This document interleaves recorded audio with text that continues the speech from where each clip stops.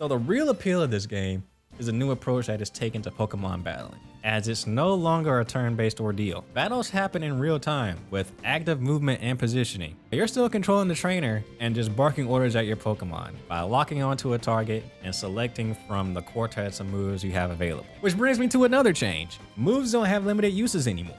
This time around, they've been retooled to work on a cooldown system, which in turn I found brings a different angle to the timing strategy of battles. Moves like Protect don't just work anymore. They have to be accurately timed to get their full effectiveness.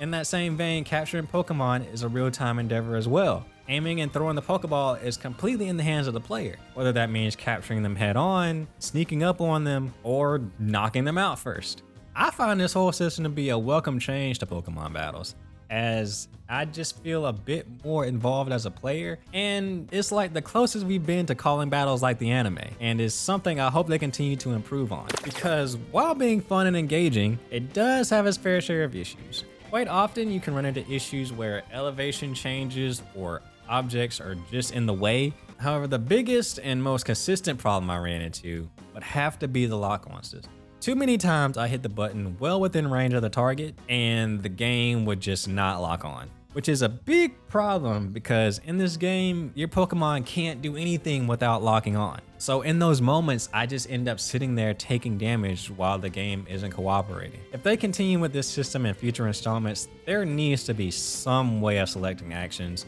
without the need of a target, because your Pokemon being a sitting duck, it just doesn't seem fair to the player. Now, of course, like most Pokemon games, as you battle, your Pokemon will gain experience and level up. But in an interesting twist, your Pokemon don't just evolve anymore. Instead, you have to actively make the choice to do so.